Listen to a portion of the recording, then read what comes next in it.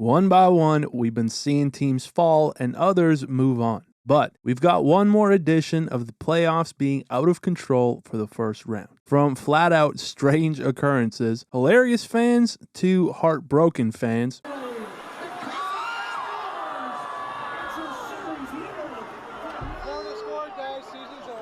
Big hits from players and even officials. Another Spectre special. I'm not even going to answer that. A legit crazy amount of glitch goals and some truly tense times. Well, unless you're JT Miller. But let's get into it. Now, in the last video, Helly and the frauds got torched enough. And truthfully, I have nothing but respect for them. But now that the series is officially over, as Pionk had early golf reservations, how bad were the Jets really? Well, they became the first team in NHL history to allow 5+ goals in each of their first 5 playoff games. That bad. As McKinnon and the Avalanche move on to face Dallas, and this man thinks he's slick, as clearly that's Nate Dogg pre-scouting the stars over here. But no, we've seen how this series was an absolute dogfight, and this week was no different, as Pietrangelo with a spinning back fist hit Seguin in the head. Honestly, it seems Pietrangelo is good for about one of these a series, but ultimately, helped by this ridiculous backhander scored by Foxa, look at that emotion, the Stars took out the Knights in 7, which means Pete DeBoer is now 8-0 in Game 7s. Truly, what an achievement. Hey,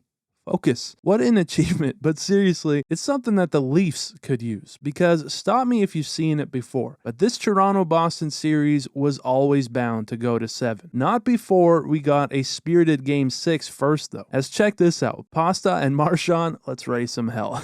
And they did. We had Pasta and Nyes going at it, Kazari giving it to McAvoy. Kazari is the first official to exit the ice.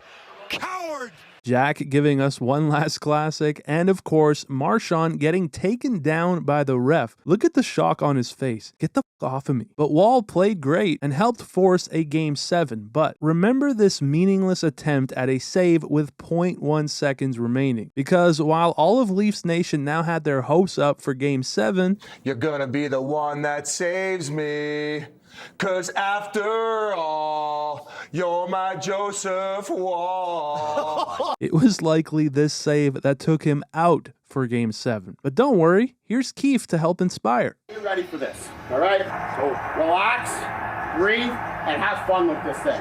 Tell me you're not ready to run through a wall right now. And while they were this close to winning this series, instead, they got Marner watching Pasta fly by him and... Oh, sorry, I think I got the wrong clip. We had Marner watching Pasta fly by him and score a beautiful game winner to rip the hearts out of Leaf Nation once again.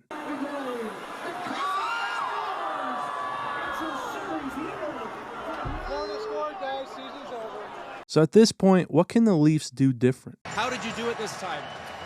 Disbelief. But really, there's been some great fans. I'd love to see where these guys are after prematurely waving the Bruins fans away. We also had this guy in New York rocking the breadhead, but I think my favorite fans were probably in Dallas. Some fantastic spirit over there. The Otter masks, the DeBoer Game 7, what was it? And then the glass banging guy. This dude was nutty, going full zombie mode. Yeah, but with that, how about we hit some quick ones? We got Rantanen just casually snapping his stick in half, and then Bertuzzi, with stick in hand, choosing to kick the puck. We had Kuznetsov with his patented penalty shot. I swear these get slower every time he does it. And maybe the best saves this week came from Ottinger shutting it down here. Don't try this at home, folks. And Hill on the other side with 3 in a row, as these two had a bit of a goalie duel. But how about this one? Draisaitl seemingly robbed an unbelievable effort by Riddick to get to this puck, but the glove went way over the line, and Draisaitl knew it, as this angle here proved that to be so. Brutal. But the Kings went out with some fire still in them. Even after the final buzzer, Arvidsson was still giving it to him. But maybe the funniest part of this was Knoblauch forgetting, oh yeah, we have to shake hands yet, as the Oilers did it for the 3rd straight time. But look on the bright side, Kings fans. You had Dubois. He was out there doing nothing but cardio, so he'll be ready to go for next year.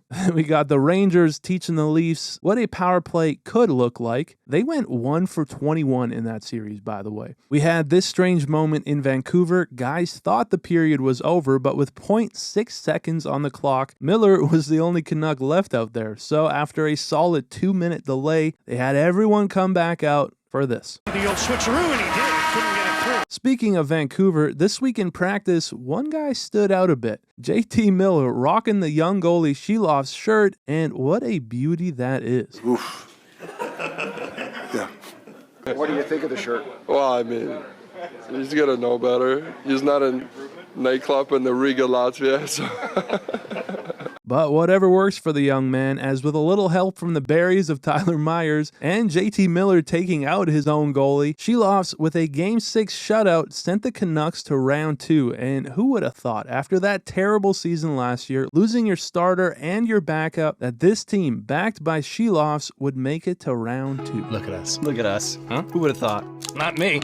And while the big hits slowed down a bit as games got tighter, we still got some nastiness. We had the Isles-Kane series get a little out of hand as even Anderson wanted in, which is always fun to see. And in the second round already, we're off to a bang again. But what I loved about this one was Rempe in the box. I swear this man is half golden retriever. We had Pasta getting rolled over by Edmondson, D'Angelo with a big hit on Cooley, and again, even the refs got in on it this week. Now, something else I wanted to mention was the insane amount of goals off the stanchions. Not only did we get this clearing attempt leading to one in the Bruins Leafs series, we got another in the Kings Oilers series where Skinner had absolutely no chance, and a third in that Islanders Kane series, which about did it in for the Islanders in that game. Crazy. So maybe that's why Eichel missed this one. He was aiming for the stanchion. But really, we had some crazy missed open nets in this one. Pavelski here, and then Marchand with another that he's going to be thinking about all summer. Speaking of missed goals, though, while Zibanejad got the first goal of the second round, he was this close to getting an empty net hat trick as Burns at the last second absolutely stole it from him. Then finally, how about some quotes from the week? Mr. Spector back on the scene again, rather than talking about their series win, focused on that regular season opener back in October.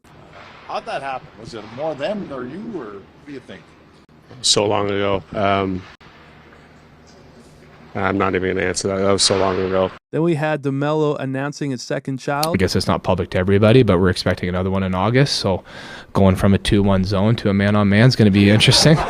The only way a hockey player could describe that. We had Bick Talkett over here sporting a razor cut, giving us this hilarious soundbite. Were you suffering through an injury? Yeah, I shaved my head. It's the first time I've done it in about 2 years. I had those cheap Bic ones, so not the rip Bic, but they're terrible razors. You get 100 for 99 cents. And finally, they may have had another first-round exit, but at least they're gods. What does it mean to be a Maple Leaf? It means the world. Obviously, we're looked upon as, kind of gods here, to be honest. Yikes. But that's about it for this one. It's been a great first round. I hope you guys have enjoyed this little series. Hopefully we can keep it going, but thank you guys so much for watching. I appreciate it very much, and I'll see you in the next one.